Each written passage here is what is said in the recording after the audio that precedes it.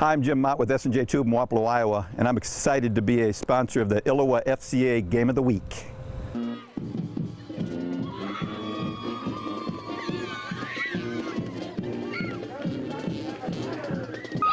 Week 5 of the high school football season is the midpoint and the turning point for many teams, including for West Branch and Wapello. Both squads are 2-2 and looking for momentum heading into the second half of the season, not to mention taking aim at a playoff berth. West Branch bears down on its first drive. That is Michael Gould.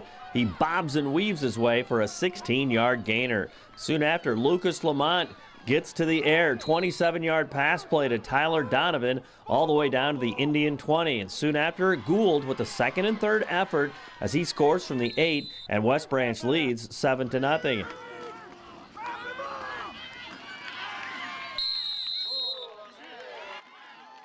On their second drive, the Bears are at it again behind Gould. He racks up more yardage, as in a 23-yard pickup down to the Wapello 2.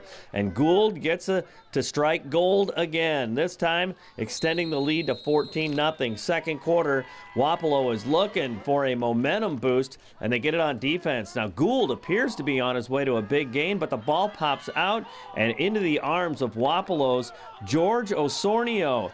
He sets the table for the Indians at midfield. Then on third down, as they continue that drive, Alex Rollinger to Logan Grimm. That is a 16-yard gainer to the 35. Later, Rollinger fires 18 yards to Osornio. That's a touchdown, and it's just 14-6, but the Bears respond.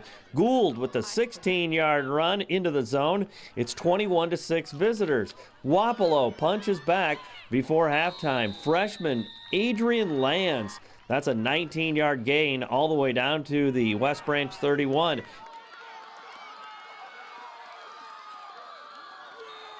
And the Indians score. Rollinger, perfect toss.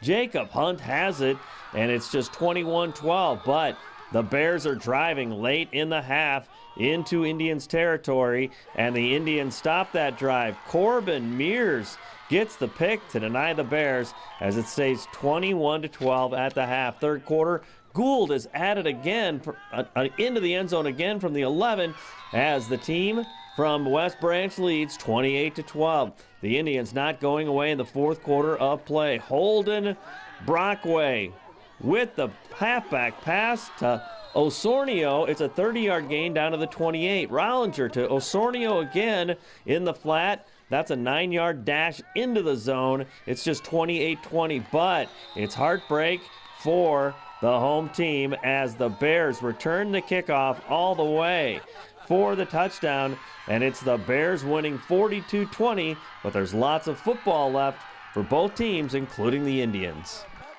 I'm very proud of our kids' effort. I thought we played extremely hard for 4 quarters. You know, we made it 28-20 there with about 8 minutes to go, and obviously the kickoff was huge. Had a little breakdown in coverage, obviously, and that kind of broke our back. Really, there was so much potential for great momentum. Had the pick right before the end of the half, and your offense was really moving the ball well. Second half. We finally got things clicking on offense. I got in a little rhythm there. Alex threw some nice balls and mixing a little runs there. You know, thought we had momentum there going, but again, you can't give up big plays like that, and then the next series to come back, turn the ball over, and you know our margin of error is pretty slim. So when those types of things happen, you know, it's too tough for us to overcome. It's fun to watch your big play potential. You guys had some nice scoring plays. Yeah, you know, like I said, very proud of our kids' effort. You know, I thought you know, played extremely hard for 4 quarters. Finally got our offense clicking. You know, a little bit better than we have been the last couple of weeks. So, you know, just again, proud of our kids' effort, and you know, competed for 4 quarters. So, knowing your guys, what do you think practice can be like this week? Both the guys we talked to said they're so motivated. You know, to build up, let it go, use it a little bit too. Yeah, you know, there's a lot of things you know, we can build on. We'll go back and look at tape on Monday and look at the positives and look at our mistakes. Hopefully, correct those as we head into it. You know, pretty important game next week. You know, as long as we come back with a good attitude and prepare like we're capable of preparing, you know, work hard in practice. You know, I think there's a lot of positives we can take away. You're never happy with the loss, but there are some things we can build on. So hopefully the kids will respond. Yeah, you guys are in quite a stretch here too. With some great teams, I guess too. I mean, talk about that part, to treat those as opportunity instead of oh my goodness, you know, that kind of stuff. You know, I'd put our schedule up against anybody in 1A. Play a pretty challenging schedule. Every team in our district's a dang good football team, and we just came off a pretty rough 3-week stretch there, throwing in a good 2A squad. You know, so. You know, there's no easy games. You got to come prepared to play every week in our district, and it's tough, it's challenging, but you know, it's kind of a good measuring stick to see where you're at with your program too. So as you guys battled back, what was working, especially the second half offensively? You guys were able to move the ball. What was the difference there, you think? Just blocking up front. We sealed off our blocks better. You guys, right before the half, you had that interception that really could have taken some momentum away, and you remained in it too. I mean, what was it like in the locker room knowing that you guys were just a hiccup away from taking the lead and stuff? It was very emotional and got us pumped up. I mean, you guys are, you know, still in position. I mean, good things can still happen down the stretch here too. How motivated are you guys to say, you know what, got to move on and have a great week of practice this week? Very motivated. What kind of practice week does it need to be, I guess, too? Very hard working practice, hard hitting. They made big plays on defense too, and we couldn't get started on offense right after the half. She just slowly kept on picking it up, and it's just it just sucks. It started happening. Honestly, in the second half, you were moving the ball. What was the big difference, do you think, too?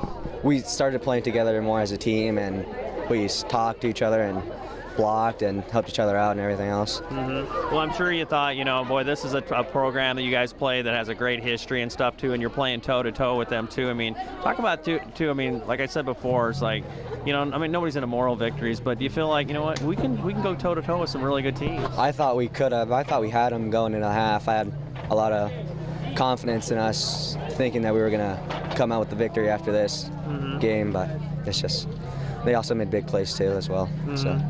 You guys got it down to a one-score game, and that kick that killed you, didn't it? Yeah. Oh, it sucked so much. It just, I don't know what to say about that. What's the key now as you kind of rally yourselves, get over this tonight, and you know, to really just strap it up this week for practice? Well, we got to start, you know, going harder in practice, knowing that we can actually try to compete with bigger and better ranked schools and actually put up a fight against them. Well, you guys are in a crazy stretch right now too, really good teams too. I mean, talk about that part where, you know, that you treat that as opportunity rather than, oh my goodness, it's, you know, it's West Branch or it's Wilton or it's Regina. Well, it helps us get better playing better schools, and it just builds up more confidence knowing if we can actually compete with some of these schools and know we can somehow come up with a win. How do you think the guys will react, you know, to say, you know what, there's plenty of season left too? Well, I hope that we come out more, winning more, and just not let this loss get to us, and just keep on going forward. Hey, Wapello and Louisa Muscatine coaches and athletes, we're ready to get FCA going at your school, and we've got the guy to run the show. You are? Pastor Jeff Sowers Of? Grandview Community Bible Church in Grandview, Iowa. Fantastic. Pastor's ready to get it going, and how can we get a hold of you? You can reach me at email, jeff@gcbchurch.com, or look for me on Facebook. Fantastic. And you can find more information about Fellowship of Christian Athletes at our two websites, www.fca.org or illowafca.org.